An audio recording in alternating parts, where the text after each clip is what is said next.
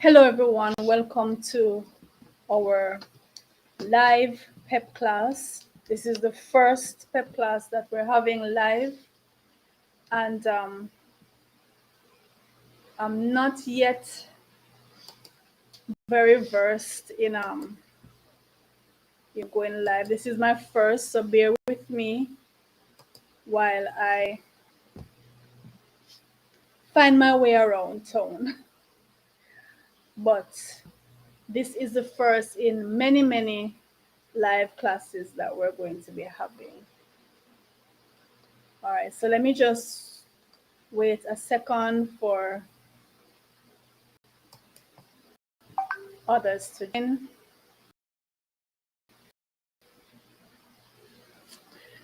If I want you to do,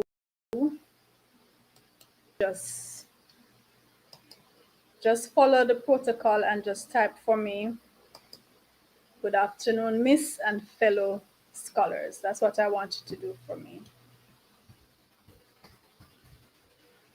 Good afternoon, Miss and fellow scholars, right? We want to make sure that we follow the protocol. Okay. Hi, Antoine. Hi, mommy. Antoine's mommy. Welcome. I'm about to share the screen so you can see. Hi, Michaela. I'm about to share the screen so you can see the questions that we're going to be doing. But like I said, it's my first time, so I'm asking you to bear with me. Just bear with me, because I'm not all that techy.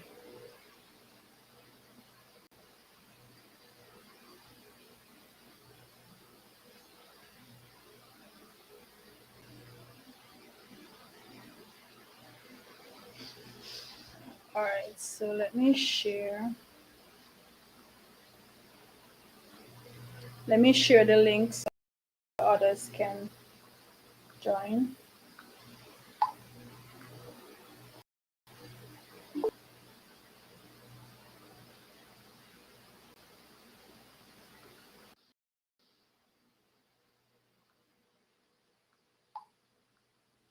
I'm just sharing the link so others can come on and benefit from the class.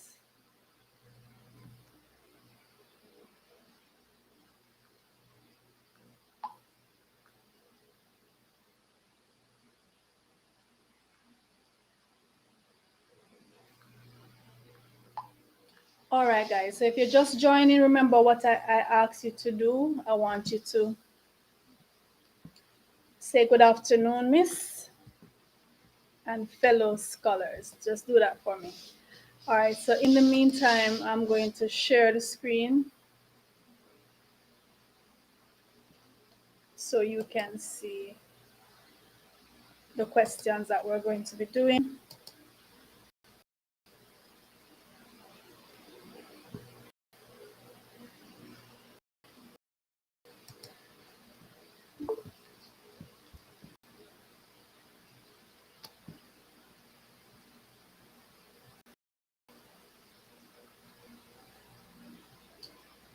All right.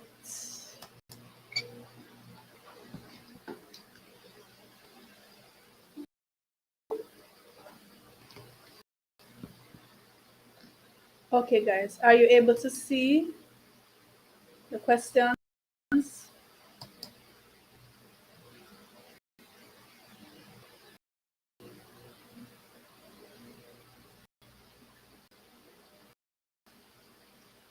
Are you able to see on your screen?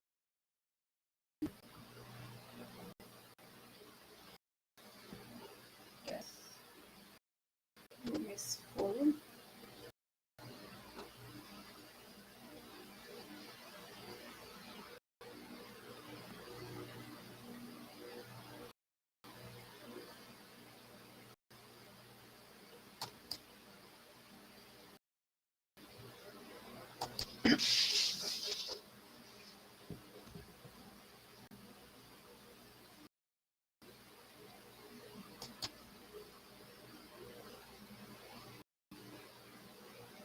Why is this not sharing?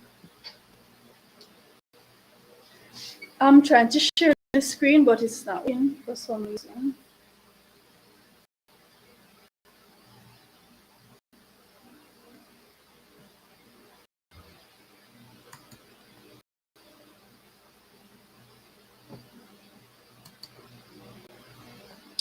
Okay, so are you able to see?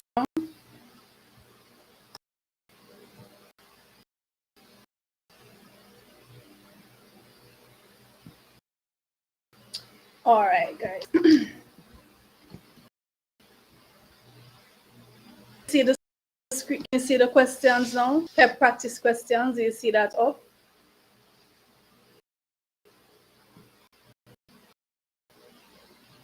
Okay.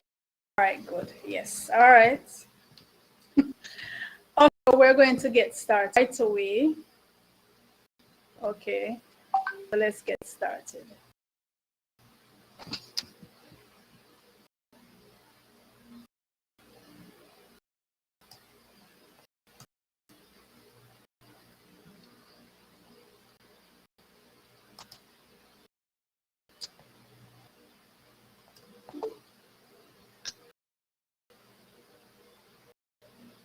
All right. So the first question is and I want you to tell me, can you see the different parts of that question? Can you see? I just want to make sure that you're able clearly. All right. So the first question says, for this bar graph, it says, what day has the most sales? All right. So just looking at charts with sales. So that day, what day would that be? Looking at the graph. Okay, so clearly the highest bar on that graph is Saturday, right? So Saturday has the most sales. Which day has the least sales? The least means lowest, the less. So that would be Tuesday.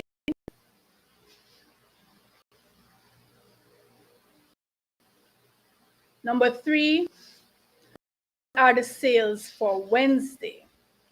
So remember, when we're reading the graph, the sales in dollars are along the x-axis, and the sales in dollars are along the y-axis, and the days that these sales occur would be on x-axis or the horizontal axis, right?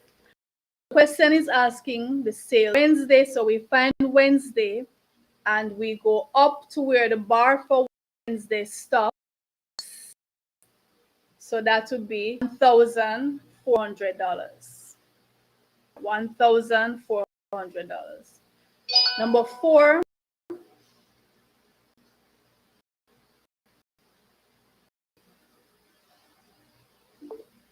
Number 4. What is the difference between the Friday sales and the Saturday sales? The difference between the Friday sales and the Saturday sales. All right, so Fridays. Now, if you look at the bar for Friday, it doesn't go completely up to the top of sales in the middle. So it's in between the 2,100 and the 2,800. So that means we would have to call it what? 2,700. Right? So in between the 2006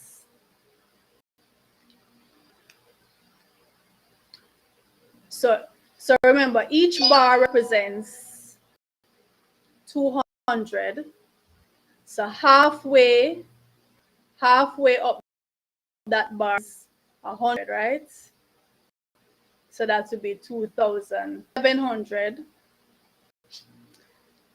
And number 5 says, what are the total sales for the week?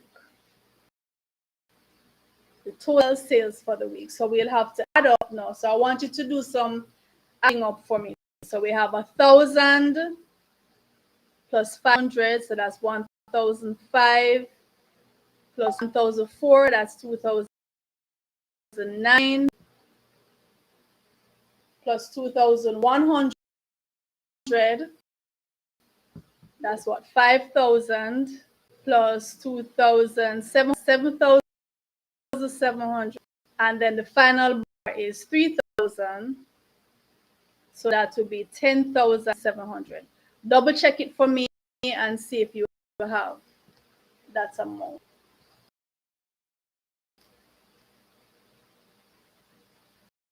So double check and see if you have 700 when we add all of those bars.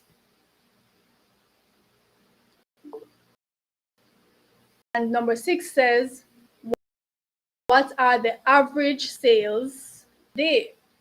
Now, average means they're going to want us to add up all the sales for the week and divide by 7. Is it 7 days? No. For this week, they're only checking 6 days, right? So there was no activity on Sunday. So it's 6 days. So that 10,700 that we got, we're going to be dividing it by, somebody's saying 10,009. All right, let me double check that. Let me double check if it's 10,007 or 10. So we have the 1,000 on Monday, and we have 500 on Tuesday. We have 1,004 on Wednesday.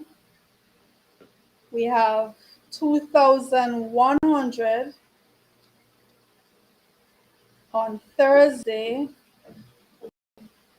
and 2,700 on Friday, and 3,000 on Saturday.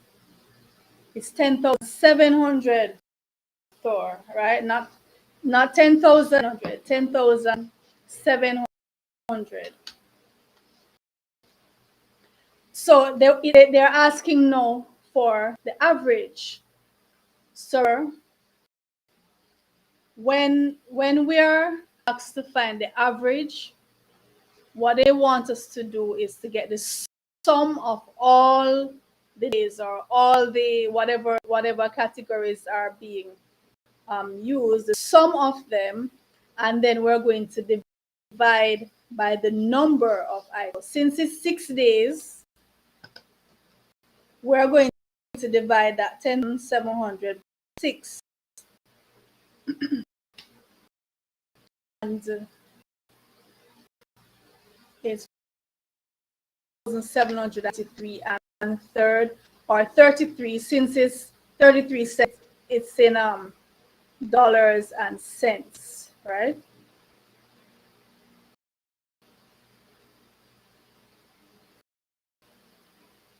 So 6-day week that the sales were done, and the 10,700 divided by 6, right? So it's $1,783.33 per day. That's the average. All right, so let's go to the other slide.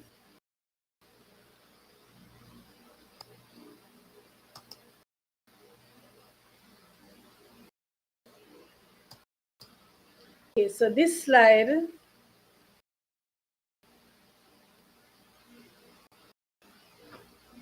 is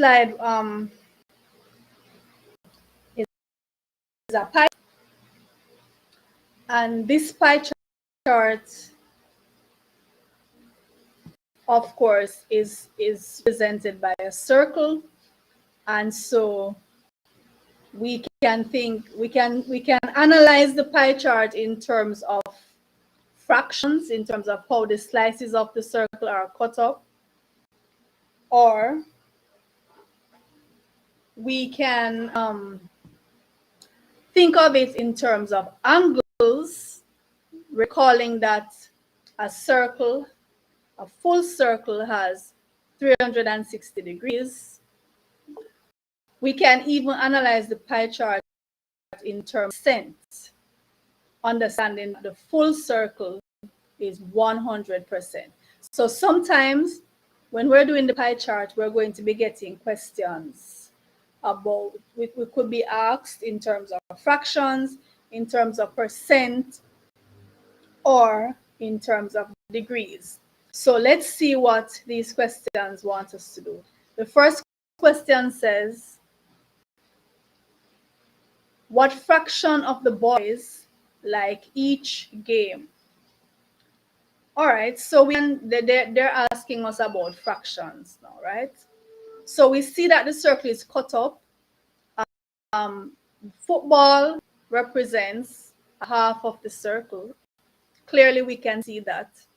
And tennis represents a quarter. I want you to write for me, what do you think, what fraction is represented by cricket and hockey? Cricket and hockey have the same amount, the same fraction. What do you think that fraction is represented by cricket and hockey? Write that for me quickly. Let me see.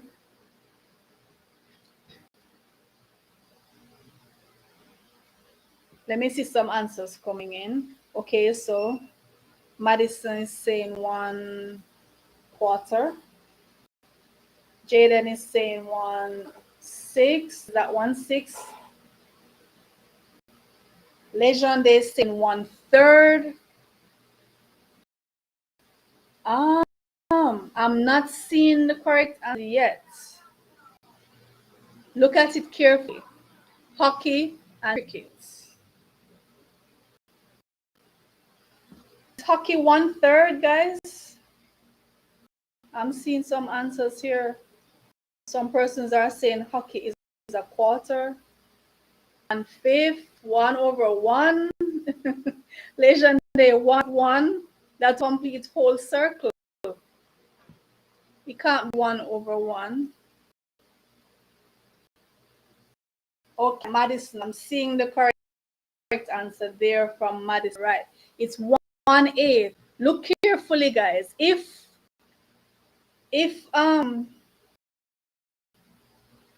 remember, football represents a half, and then the bottom half was divided up into two again to get the tennis. Tennis is the quarter, and that quarter that's left back was shared between hockey and cricket, so that's really 1/8. Each of those is 1/8. Okay, look carefully at it. I know it's tempting to say that it's a quarter, but it's actually 1/8. All right, so let's look at the questions. So for each of them, we're going to put now. So football is a half circle. Tennis is a quarter, and both hockey and cricket 1/8. All right, so if you got that, give yourself a nice little pat. Those who are just joining, remember, I'm asking you for this class, whenever we're doing our live class, we want to show the courtesy that we would have shown if we were in real face-to-face class by saying good afternoon, not just to the teacher, but to the other scholars as well. So just type for me, chat afternoon, Miss and fellow scholars. All right, now number 2 is asking what percentage like each game. So remember, I said to you, sometimes when we're dealing with the pie chart, they're going to be asking you about the fraction or they can ask you about percent, or they can ask you about degrees. So this time they're asked about percentage. All we need to do, since we already found the fraction for each one, to change it to a percent, we simply need to multiply that fraction by 100, right? That's all we need to do, multiply that fraction by 100. So for the football, we're going to multiply a half times 100. And what do we get when we do that? Add a half by 100.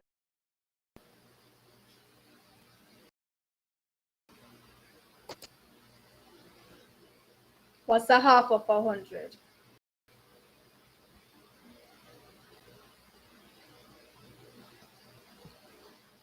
Okay, but they want it in amount, right? So it would be 50%.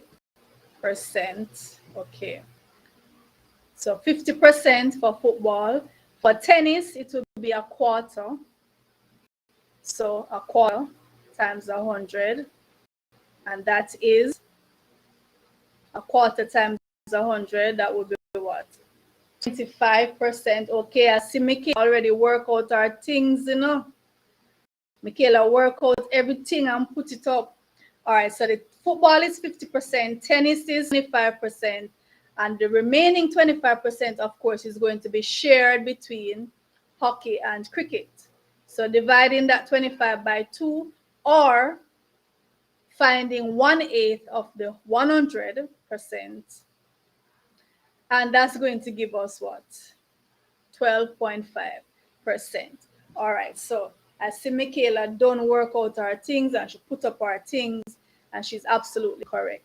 So if you got not 22.5, not 22.5 for the cricket and the hockey, no, 12.5. So it's either we're saying we're dividing the remaining 25% by 2, which will give us 12.5%, or we're saying since the fraction for cricket, just as the fraction for hockey was 1/8, we're multiplying 1/8 times 100, right? And that gives us 12.5. All right, next question. If there are 40 boys in the class, how many like each of those games? All right. So all we need to do is go back to question 1 and multiply each fraction by 40, because they're telling us the whole circle represents 40 boys, right? So for football is half of 40. A half times 40, which is 20. So 20 boys football. For tennis is a quarter of the 40, which is 10. And for cricket and hockey, it will be 1/8 of the 40, which is what? 5. 5 each. So when we add up all of those, we should get back the full 40. So we have the 20 for football, the 10 for tennis, the 5 for cricket, and the 5 for hockey. All of those added together give us back the 40 boys. All right, so let's move on to the other question.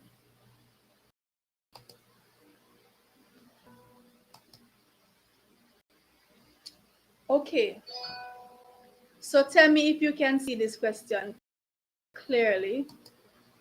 Can you make out what the question is asking you?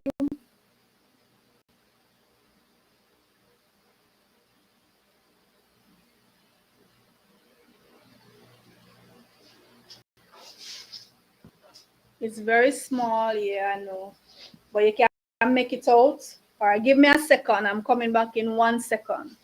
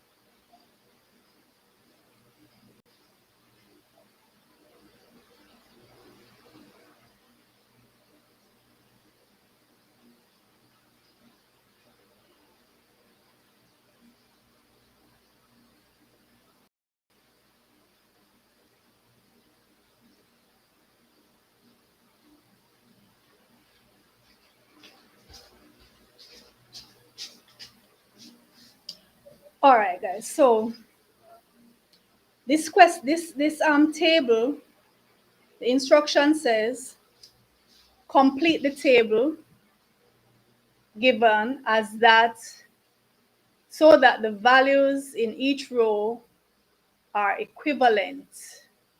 Write all fractions in their lowest terms. So what they want us to do is whatever is there, we're to fill that in either with the percent or with the fraction or with the decimal, right? So for the first one, yes, I want you to work it, because remember, you're supposed to have your book and your pencil when you come into class. Make sure you have your that you're going to need. Oh my, I hope it don't make you have to get glasses. All right, so if we're changing for number one, 320%. So if we're changing percent to fraction, remember percent means out of 100. So 320% means 320 out of 100. And that is an improper fraction. So that's going to give us what? If we divide 320 by 100, we get 3 and 20 over 100. 3 and 20 over 100. And remember, they told us that we're supposed to reduce the fractions. They said that if we get fractions, we're to reduce them. So reducing the 20 over 100, since 20 can go into 100 5 times, so that will be what?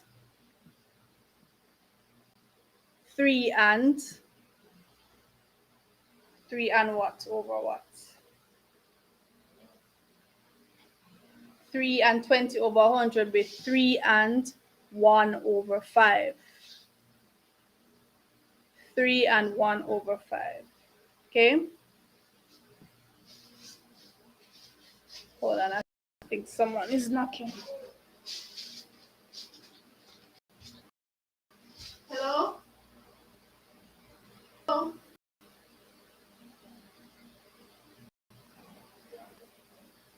Oh, come upstairs, please.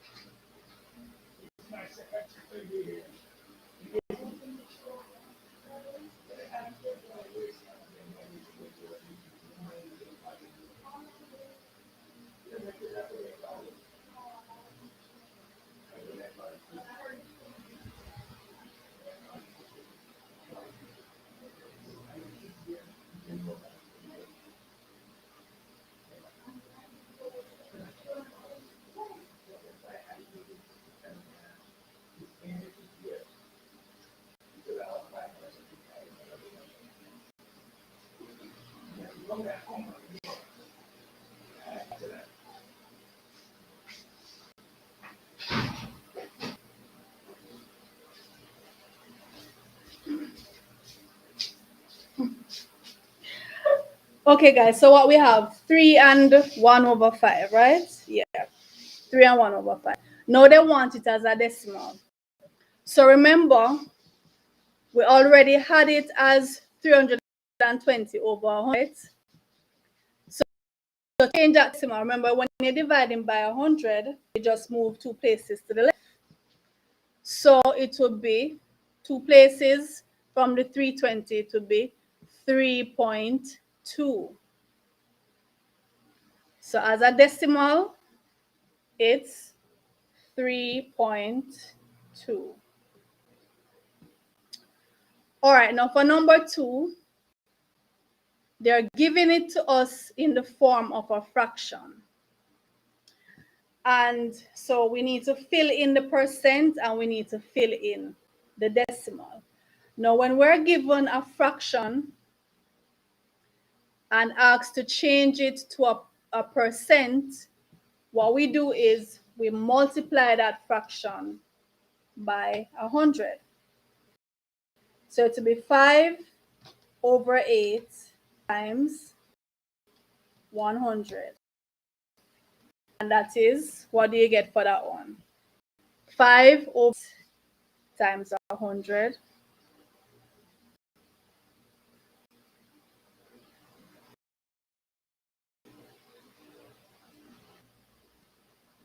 What do you get for that one?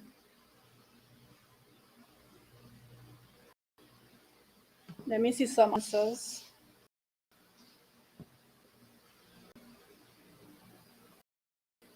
5/8 times 100. Okay. So 62.5%. And as a decimal now, we need to move two more places further to the left. Bearing in mind percent means out of 100. We divide in now again further by 2 places. So that would be 0.625. So that's it as a decimal. All right, so we're moving along. We get to the third row and we have the decimal 0.75. To change that to a fraction, so we're dealing with 3 decimal places here, right? 0.75. So we're going to put that over, are we going to put it over 10, over 100, over 1,000? Legendary, you're not understanding. Which part are we losing you there? So we're at number 3, 0.75. We're changing that to a fraction. When we're changing decimal to a fraction, we look at how many decimal places we're working with. All right? So it's 0.75. That's 3 decimal places. Are we going to put it over 10, 100, 1,000? How do we know? 3 decimal places means we put it over 1,000. So we put 75 over 1,000. And remember, they told us to reduce the fraction if we can, right? So 75 over 1,000. You should know the 25 times this. Very easy. Able to count in groups of 25. 25, 50, 75, 100, and so on, right? And you should know that 25 goes into 75 3 times. And if there are 4 25s in 100, 25s in 100, so how many 25s would we have in 1,000? If there are 4 25s in 100, how many would we have in 1,000?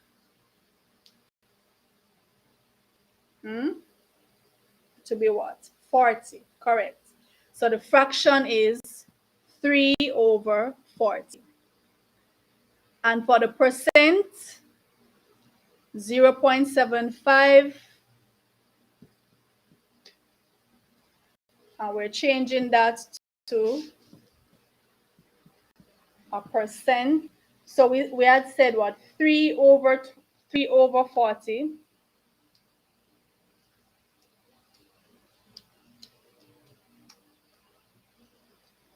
And we're multiplying that by 100 to change it to a percent.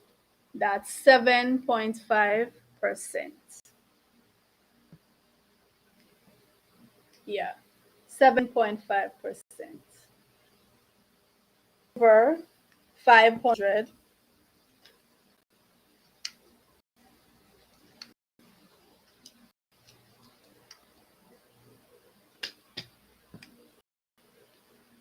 And number 5, 7/10 as a fraction. So changing that to a percent, we'd multiply it by 100. And that would give 70%. Okay. And as a decimal, that would be moving 2 places to the left, 0.7.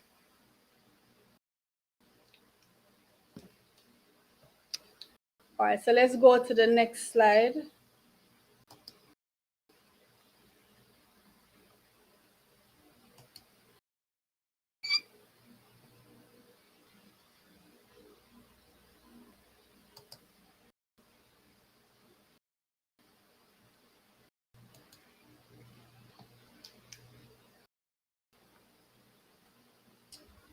Okay.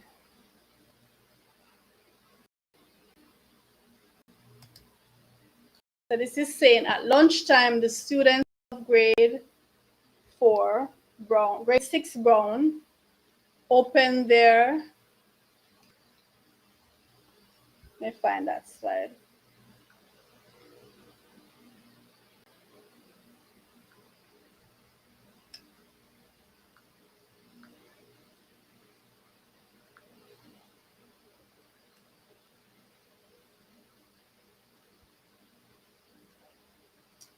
Oh my, I lost it. At lunchtime, the students of grade 6 Brown spent their time as follows. So 24 played football, 10 played hopscotch, and 14 talked with friends. All right, so which of the following shows a ratio of 5 to 7?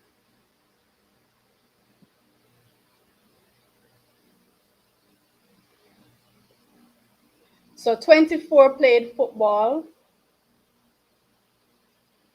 10 played hopscotch, 14 played with friends. All right, so 5 to 7, clearly they're reducing the numbers, so by 2. But first, let's put them in ratio, right? Would it be, let's look at talked with friends. So the options are A, talked with friends and played hopscotch. So talk with friends is 14 and played hopscotch is 10. So that would be 14 to 10. Does that cancel down to 5 to 7? If we have a ratio of 14 to 10, let's say, so we're dividing them both by 2. 2 into 14 goes 7, and 2 into 10 goes 5. So that would be a ratio of 7 to 5. But the question is saying which one shows 5 to 7. So that means we need to switch it around and put the hopscotch first and then talk with friends. So which of the options is saying that? Hopscotch and talk with friends. So that would be which option? That would be B, option B. So what they want us to do is to look at how many children does each thing and then reduce the ratio so that they get 5 to 7. And when we're doing ratio, it's very important what is given first. So it couldn't have been the A, because talk with friends is 14 and played hopscotch is 10. That would have given us 7 to 5, but they're asking 5 to 7. So it has to be the played hopscotch first and then talk with friends. All right, let's go to the next slide.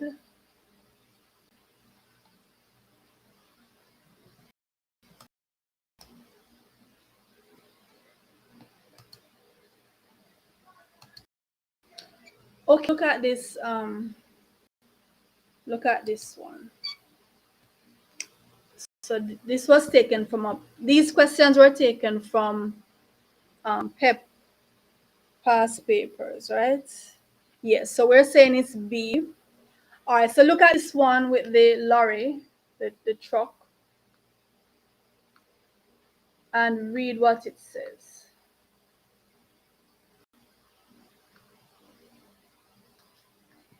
So let me read it for those who can't see it clearly.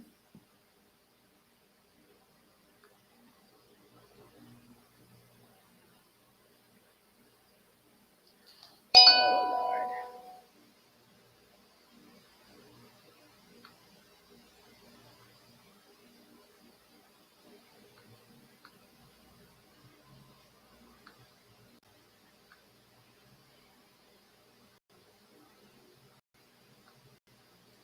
Okay, so it says the diagram below shows the back of a truck, which is the shape of a rectangular prism. Boxes shaped like cubes will be loaded into the back of a truck, right? The dimensions of the back of the truck, not drawn to scale, are shown below. And they're showing us in the diagram the height of the truck is 6 meters, the width is 4 meters, and the length is 9 meters. So they want us to fill in. They say use two numbers from the list to complete the sentence below so that the statement is true. And the options are 1 meter, 2 meters, 3 meters, 9, 24, 6, 216.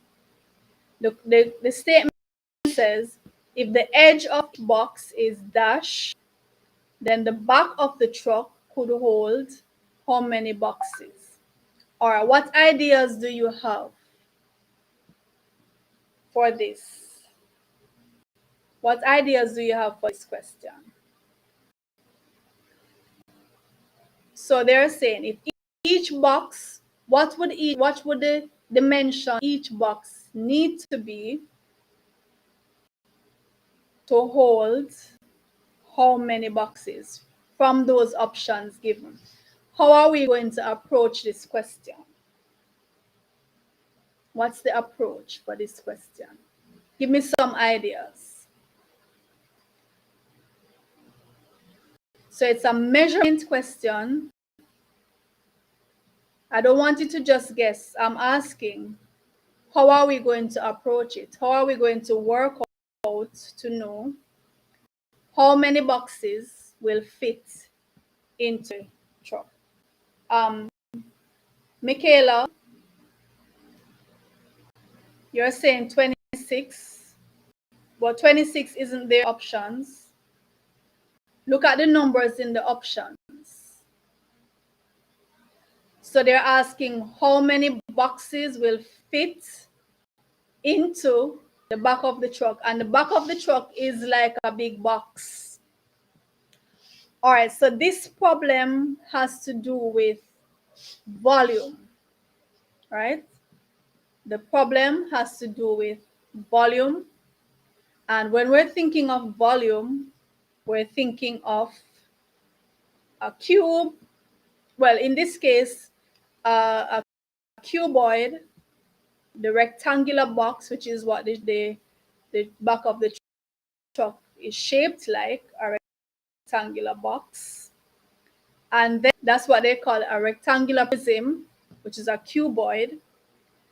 And the boxes are cubes. So a cube is a square box. So we're square boxes into a rectangular box. So what we need to find out is what is the volume of each square box and what is the volume of the cuboid, the rectangular prism, the back of the truck. And we're going to divide to see how many of the square boxes can hold in the big rectangular box, which is the back of the truck. So volume is the volume of a cube or cuboid is length times width times height. Okay. So for the back of the truck, the height is 6 meters, width is 4 meters, length is 9. So we're multiplying 6 times 4 times 9.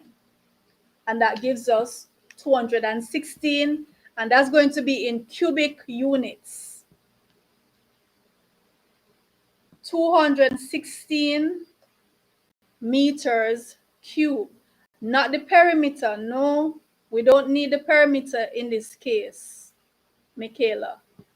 We have to find the volume because we're thinking how much of one thing can we fit into the space of another thing.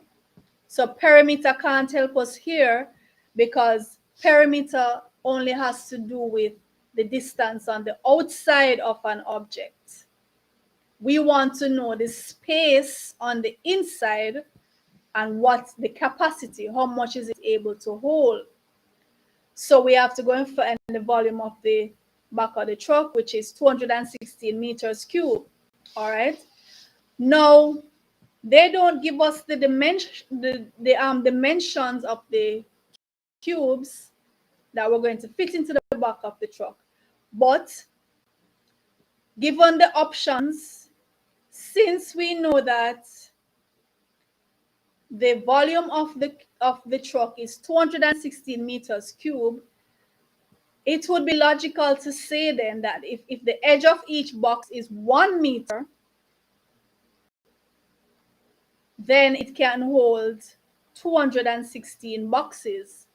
Because listen, if each box is 1 meter, then the volume of that box would be 1 times 1 times 1, which is the same 1 meter cube, and divide that into the 216 meters, so we'd get 216 boxes. Do you logic of what I'm saying? If you follow it, say yes, miss. So I can go on, or if you want me to explain that again. So do you understand what I'm saying? All right, so persons are saying no, miss. Persons are saying no, miss, I'm not getting it. Is anybody getting it? I don't see any yes. Is anybody getting it? Okay, Thor is getting it. Brain not working, Madison. Turn it on. The brain. All right, so several persons are not getting it. So let's go again. Let's go again from the top. So we're going to read the question again. Okay. So the diagram below shows the back of a truck, and which is the shape of a rectangular prism, right? So it's a rectangular prism, which is also called a cuboid or a rectangular box. Okay. Now, inside that back of the truck, we're going to fit some cubes. A cube is a square box. So we're going to, so boxes shaped like cubes will be loaded into the back of a truck. The dimensions of the back of the truck, which is not drawn to scale, are shown below. And based on the diagram, the dimensions are 6 meters high, 4 meters wide, and 9 meters long. You can see it in the diagram there. Now, they give us some options in the little box here. 1 meter, 2 meters, 3 meters, 9, 24, 216. All right. And they're saying use 2 numbers from the box, from the list, to complete the sentence below. The statement is true. All right, so listen now. I'm saying whenever you're asked to see how much of one thing can fit into a thing, usually what you're dealing with is volume, not perimeter, not area. Because perimeter has to do with the distance on the outside of an object, of a flat object. The truck is not flat. It has volume, it has capacity, it has space inside the back. And area won't do either, because area just talks about the space of one face of the truck, one side of the truck, right? So we have to think now about the box, the back of the truck, and how much can fit into it. So that is volume or capacity. How we work out volume for a cuboid or rectangular prism is length times height. And we would need also to find the volume of the box that's going to fit into it, and then divide big volume by the small one to see how many of the small boxes can hold. So when we multiply the 6 by 4 by 9, we get 216. Okay? 216 meters cubed. That's the volume. Now, they didn't give us any information about the small boxes, but they want us to choose something down here that would make sense. So if the volume of the big box is 216 meters cubed, how many boxes, the edge, the side of the cube, the small boxes, I'm saying if each side is 1 meter, then the volume of that box would be 1 times 1 times 1, because since it's a cube, a square box, all the edges are the same length. So the width is 1 meter, the length is 1 meter, the height is 1 meter. It's a square box. All the lengths are the same. So 1 times 1 times 1 is 1 meter cube. And if we divide that into the 216 meters cube, we're still going to get 216. So it makes sense then to say the edge of each box is 1 meter, then the back of the truck can hold 216 boxes. Okay? The 2 meters and 3 meters wouldn't make any sense, because let's say each small box was 2 meters. It would be 2 times 2 times 2, which is 8. And if we divide the 216 by 8, we would get 27. And 27 is not there as an option. If the small box was 3 meters, it would be 3 times 3 times 3, which is 9. And the 216 divided by 9 would give 24. Okay, so those two options can also go. So we could say if the edge of each box is 9, but the only thing with that is no, the 9 does not have any meters beside it. And we would need to have the unit beside it. So if it had 9 meters, then we could say if the edge of each box is 9 meters, then it can hold 24 boxes. That could have gone as well. But because the 9 doesn't have any meters beside it, we can't use that. So the only option here is to say if the edge of each box is 1 meter, then the back of the truck can hold 216 boxes. All right, so let's go on to the next one. And these are coming from PEP papers. So these are the kind of questions you're going to be getting. All right, so this question has to do with the circle, right? And the question says the diagram below represents the outline of a tire on a toy car. What distance will the car travel if the tire makes 1 rotation? Yes, Lejeune, they go on and come back.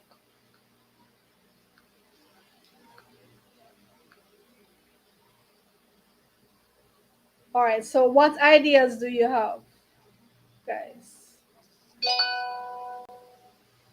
What ideas do you have for that one? So it's a circle, and they're saying the circle represents the wheels of a toy car. So how are we going to approach this? How are we going to find out the distance that it will travel? in one rotation. What ideas do you have?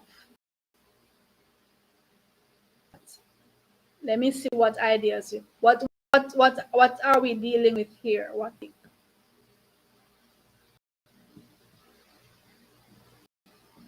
Any ideas?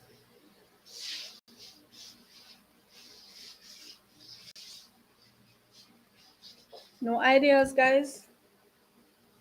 So we're looking at the distance. They're putting the distance there. The distance across the circle is 28 centimeters. What do we call that distance? The distance from one end of the circle to the other end. What name do we give to that?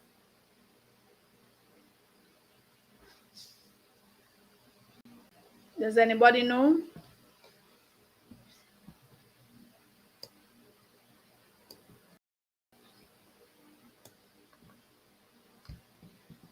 From one end of the circle to the next is called the diameter. And further down it says, when making your calculations, use pi as 22/7. Explain how you got your answer. No. If you're talking about the rotation of a circle, so the circle is the rotation of a wheel. The wheel is in the shape of a circle. Each time it rotates, it covers the entire distance of the circle. So basically we're saying when we want to know the distance the wheel covers as it spins, we really want to find the circumference of the circle, the distance around the edge of the circle. And if we know pi, so pi is 22/7, the circumference is equal to the diameter of the circle times pi. If you didn't know that before, you can write it down. The circumference of a circle is the diameter times pi. And the diameter is the distance from one end of the circle in the middle, a line drawn across the center of the circle from one end to the next. So if the circumference is the diameter times pi, then all we need to do is to multiply 22/7 times 28. The 7 will cancel the 28. 4 goes into it 4 times. And then we'll multiply the 22 by 4. And that gives 88 centimeters. I remember we said if we want to know how far the wheel travels in one revolution, we really are asking for the circumference of the circle. Sorry, the circumference of the circle, right? So and the circumference is the diameter times pi. So 22/7 times 28. So the answer is 88 meters. Is it centimeters, sorry. 88 centimeters. Are there any questions about this particular question? Is everybody clear on this? All right, so let's move on to the other question. All right, so here we have a stem and leaf diagram.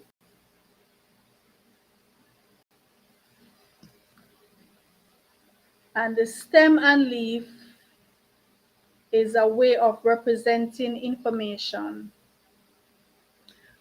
To avoid repeating numbers, what we do is we write the base of the number as a stem, and then the last part of the number would represent the leaves. So let me show you how to read this diagram. First of all, let me read the question. It says the stem and leaf plot below shows the number of marbles each student in a class collected. All right. And look at the key. The diagram has a key, and it's telling you that where you see a 3 and a 1, it represents 31. So that is telling you you're to match each stem with the leaves to get the actual numbers.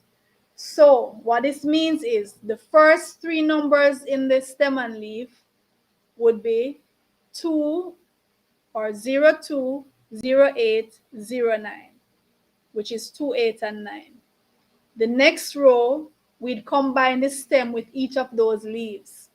So it will be 1, 0, which is 10, 1, 2, which is 12, 1, 2 again, which is 12, 1, 4, and 1, 9. Do you understand what I'm doing? The next row would be 23, 28, 28, 28.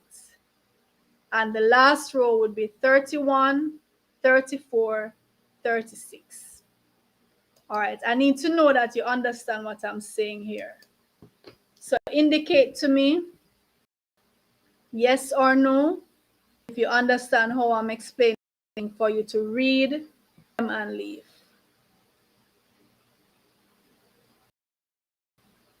Do you understand how to read it?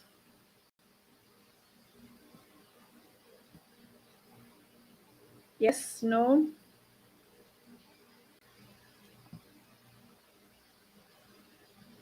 So we're saying that we combine the stem with each of the leaves to get the actual numbers that they represent. All right, so the first question, it says use the information above to answer these questions. First question, A, how many students were in the class? How many students were in the class? All right, so check up for me if you understand, if you really understand what I'm saying. Let me see some numbers on the screen. Check up and tell me how many students were in the class. I want to see what number you come up with for the total students in the class.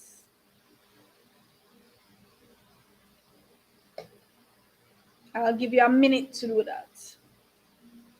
Check up quickly and tell me what you get. So remember, we're combining the stem with the leaf to get the actual numbers, right, Antoine? Right, Legende, Michaela, Madison, Malik, Kashmar. Come on, you guys, add up and tell me what's the total number of students.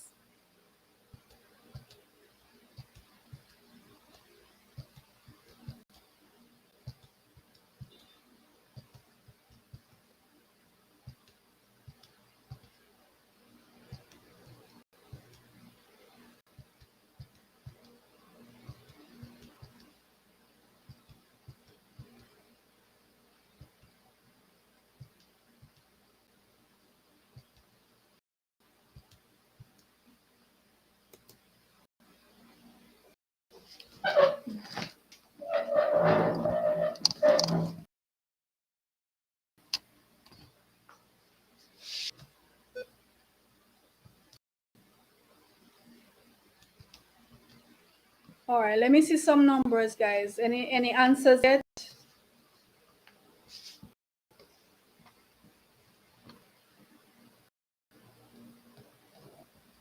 So what are the numbers we're working with? This number is 2.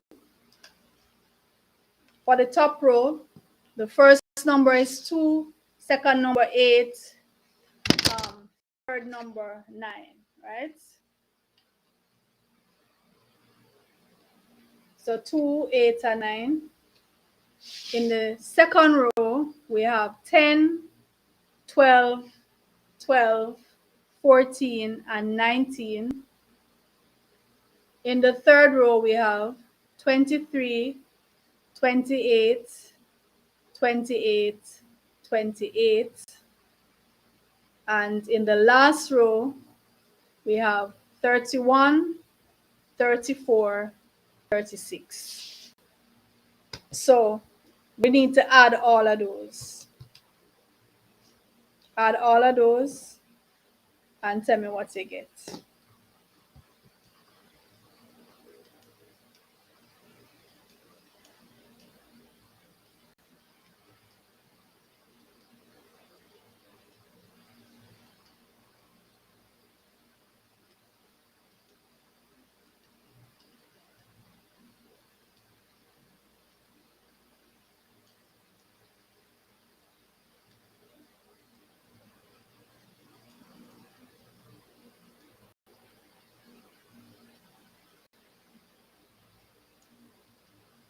Okay, so I got 294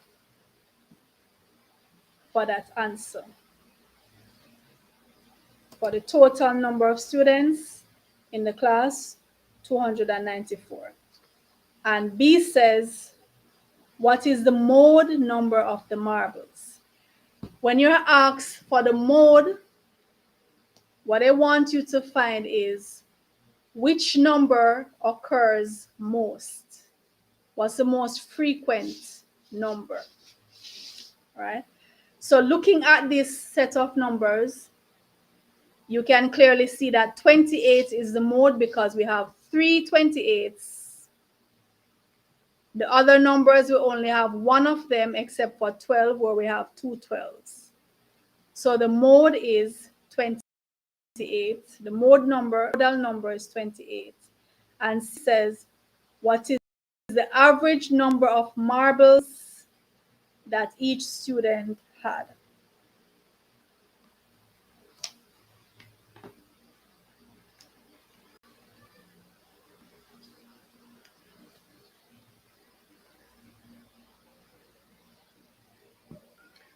All right. So we need to count how many of the numbers were there. So there are what? Remember, average means we divide the total by how many things. So we have 1, 2, 3, 4, 5, 6, 7, 8, 9, 10, 11, 12, 13, 14, 15 numbers. So we're going to divide the 294 by 15 and we get 19.6. So 19.6 is the average number of marbles. All right, so let me know if you understand that so far.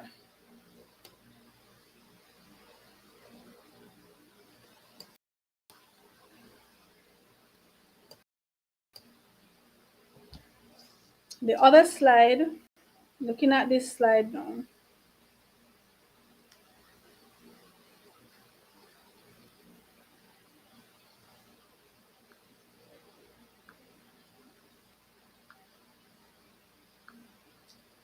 So it says there are 30 pencils in a box.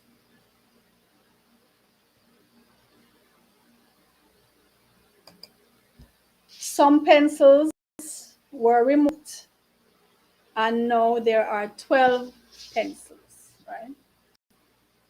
There were 30 pencils in a box and we took out some of the pencils and now there are 12 pencils remaining. So using P to represent the number of pencils that were removed, which two of the expressions below can be used to determine the number of pencils removed. So 30 pencils we're starting out with, 30 pencils in the box, and 12 were removed. And they want us to find the two algebraic expressions, or rather, this should be equations, that will determine the number of pencils that were removed.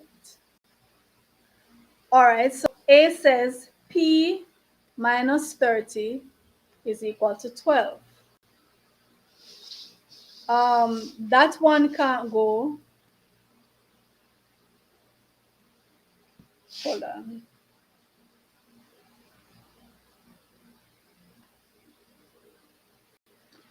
That can't go because it would mean that P is more than the 30, right? Which is not so. The total was 30. The total was 30. So A cannot go. For B, it says 30 minus P is equal to 12. Now that one can go because remember it says there were 30 of them in the box and some were removed. P was removed. We're using P to represent the number of marbles removed, pencils removed, and 12 remained. So 30 minus P equals 12. That one definitely go. So remember, it's two of them we're looking for, right? Two of them. For C, 30 plus P would give 12. That can't go because 30 is the total. So you can't add the total to what you're taking from it and get what remains. That doesn't make any sense. So C doesn't make any sense. D says 30 divided by P would give 12. No, we're not splitting up the 30 into groups of P. We're removing one quantity of P from the 30. So we're not dividing, we're subtracting a quantity. So D cannot go. For E, it says 12 plus P is equal to 30. No, this makes sense because if I have an amount of things, if I have 30 things and I take P from it and get 12, it's logical, it stands to reason that 12 plus what I took from it would give the total 30. That's logical, right? So if I take P from 30 and 12, then 12 plus P would give 30. P plus 12 would give 30. And 30 minus 12 would give P. All of those things would make sense. So E makes sense. So we have chosen B and we're also choosing E. Just to double check, let us look at F to see if that makes sense. So 12 times P would give 30. No, that doesn't make any sense because remember the operation that we're doing is we're removing something from the total. We're subtracting something from the total. It's not a division operation or a multiplication operation.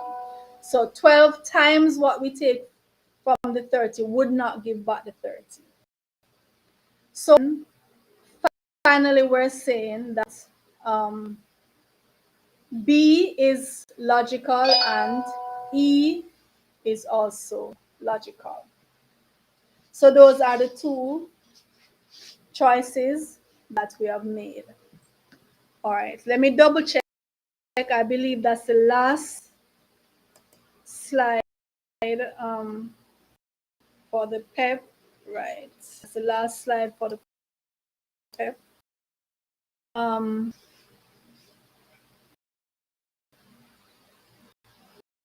So let me know questions on any of the problems that we've worked so far this evening. Let me know if you have any queries about any of those problems. Now, I want to know that we are going to be